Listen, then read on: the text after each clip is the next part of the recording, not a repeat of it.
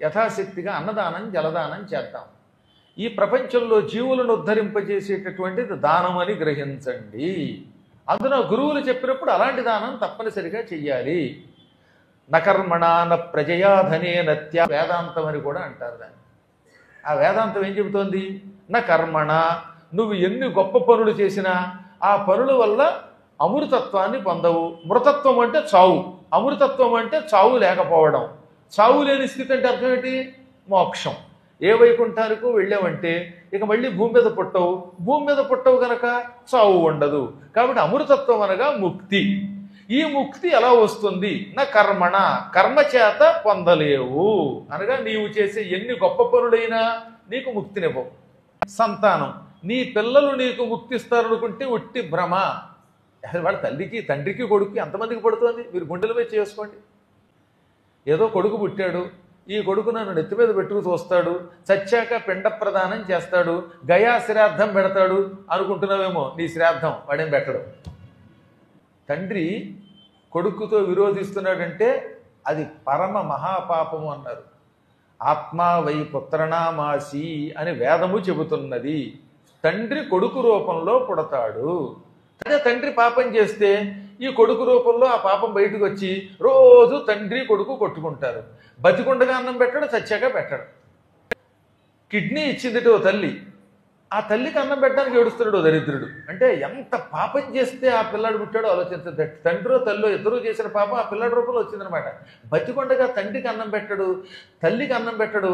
ఆరికి దరిద్రుడికి మూత్రపిండాలు పోయాయని ఓ తల్లి కిడ్నీ ఇస్తే ఆ తల్లికి కూడా ఇంత అన్నం పెట్టట్లేదు. ఉన్న ఒక కిడ్నీ లాగేసుకున్న దుర్మార్గులు. ఇటువంటి పాపాత్ములు ఏ పాపం చేస్తే పుట్టారో అని వ్యాసుడు చెప్పాడు, నేను చెప్పలేదు. ఇవాళ నాకు అంత ఆగ్రహం కలుగుతుంది అలాంటి వాళ్ళ మీద.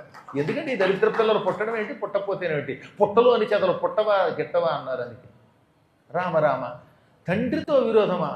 నిజంగా తండ్రి దుర్మార్గుడు అనుకుందాం కాసేపు. అయితేనే నీకు జన్మనిచ్చాడు, వాడి వల్లే కదా ఈ శరీరం వచ్చింది. వాడికి ఎంత అన్నం పెట్టు, వాడిని పూజించు, కనీసం మాట్లాడకపోతే నీ జన్మ దండుగా అవుతోంది.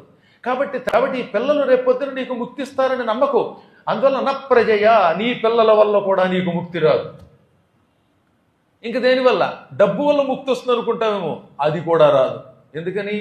ఈ డబ్బు బాగా సంపాదించావు, బ్యాంకులో వేసావు, స్థలాలు కొన్నావు, ఎవ్వడికి అన్నం పెట్టవు, దానం చెయ్యవు, నువ్వు అనుభవించలేవు, ఇదంతా పోగేసావు, చివరికి ఢామ్మని చచ్చావు. అప్పుడు నీ డబ్బు నీకు మోక్షాలు ఇస్తుంది? ధనం ఎందుకు ఇవ్వదు అంటే ధనము నువ్వు మంచి పనులకు వినియోగించలేదు గనక. ఇప్పుడు ఏమిటనమాట వేదం చెబుతున్నమాట?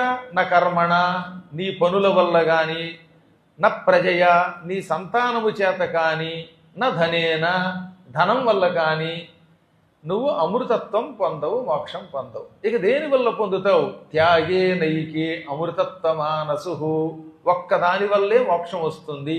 అది త్యాగము. అంటే దానము చేస్తే, ధర్మం చేస్తే మోక్షం పొందుతావు. ఈ వాక్యాలు వింటున్నారా మీరు? ఎప్పుడన్నా అడగండి, ఇలాంటి వేద పండితులను అడగండి. రోజు చదువుతారు నేను ఈ వార్తలు. నకర్మణ న ప్రజయా ధనే నత్యాగే నైకే అమృతత్వ మానసు అని రోజు ఒకసారి ఈ వేదవాక్యం చదువుతున్నారు వేద పండితులు. ఎప్పుడో చెప్పింది వేదం. నీ కర్మ చేత కాని, నీ సంతానము చేత కాని, నీ ధనము చేత కాని నువ్వు ముక్తి పొందవు. కేవలం దానం చేస్తే మోక్షం పొందుతావు. అందువల్లే మండపానికి ఎంతో కొంత ఇస్తే రేపు పొద్దున్న వైకుంఠానికి వెళ్తావు. లేకపోతే ఏమనిస్తాడు? చూసారా? కాబట్టి చివరికి ఏమంటున్నమాట రాముడు చెబుతున్నమాట, వశిష్ఠుడు అలాంటి త్యాగము దానము చెయ్యమన్నాడు. చెయ్యమంటే చేశాడు, కానీ అందులో మళ్ళీ గురువు గారు చెప్పిందని కాదన్నాడు. అది కొంప ముంచింది. కాబట్టి ఈ సరస్సును చూచి, ఈ కథ విని గురువాక్యంతు కర్తవ్యమని గ్రహించి అప్పుడు గురు మార్గంలో ధనమును త్యాగము చేసిన వాడు అమృతత్వం పొందుతాడు అని ఈ అద్భుతమైన పద్మపురాణంలోని 37వ అధ్యాయంలోని కథ మనకి తెలియజేస్తుంది.